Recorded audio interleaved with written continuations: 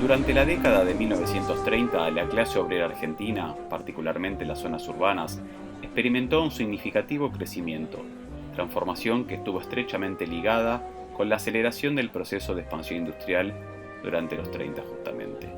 Dicho proceso estuvo precedido por la crisis económica mundial y su impacto en Argentina agroexportadora, impacto que generó la migración de miles de agricultores y peones rurales hacia las grandes ciudades. Generó también la conformación de las primeras villas miserias y se produjo también un notable incremento de la desocupación. Al mismo tiempo, durante este periodo, el movimiento obrero osciló entre la unidad de las corrientes políticos sindicales y su fragmentación. En este sentido, en una primera etapa, frente al golpe de Estado, la Unión Sindical Argentina, liderada por los sindicalistas, y la Confederación Obrera Argentina, encabezada por los socialistas, concluyeron el proceso de unificación y dieron origen a la CGT, Confederación General del Trabajo.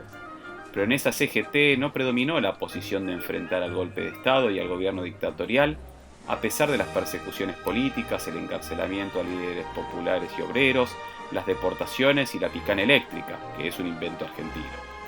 En ese marco se aceleró el proceso por el cual la corriente sindicalista pasó del sindicalismo de acción al sindicalismo de presión sobre el Estado para obtener conquistas.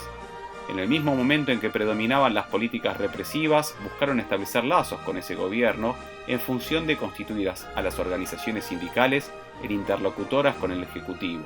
Al mismo tiempo, reclamaron una participación en el marco de esa intervención conservadora del Estado para opinar sobre la economía, la sociedad y las medidas laborales. Otra corriente del movimiento obrero aceleró su relativa vinculación con el Partido Socialista. Dicho partido había incrementado su influencia en un contexto caracterizado por la abstención electoral de los radicales.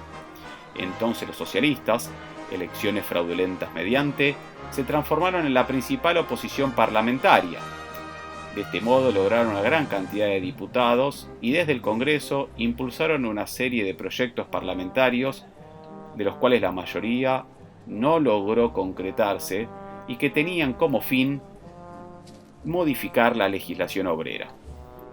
También, con el correr de los años, se produjo un notable incremento de la influencia de los comunistas, que se transformaron en protagonistas destacados dentro del movimiento obrero y sus conflictos, mientras que al mismo tiempo, el movimiento anarquista quedó muy circunscrito en su influencia. Justamente a partir de la lectura de los textos, les sugerimos que focalicen la atención en el desarrollo de cada corriente político-sindical, el devenir de sus posiciones, que identifiquen en qué sindicatos lograron incrementar su influencia y por qué, cuáles fueron los conflictos que protagonizaron, tanto en el ámbito urbano como rural, cómo se vincularon con las otras tendencias y también cómo se vincularon con las instituciones estatales, dado que en esta etapa vemos un gran crecimiento de la mediación estatal, aspecto al que deberán prestar atención.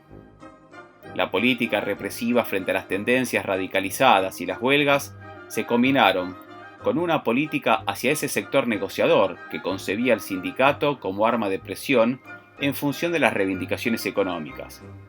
Y sobre ese espacio operó el aparato del Estado a través del Departamento Nacional del Trabajo y de los departamentos de trabajo provinciales. Para analizar este derrotero les sugerimos que sinteticen las características principales de lo que pueden ser identificados como tres momentos. Un primer momento que se extiende entre el golpe de Estado del 30 y 1932, que podría caracterizarse como defensivo o de retroceso del movimiento obrero. Un segundo, del 32 al 35, como una etapa de recomposición. Y un tercero, del 35 hasta el golpe del 43, como un momento de ofensiva de la lucha obrera, donde el inicio de la Segunda Guerra Mundial marcó un punto de inflexión.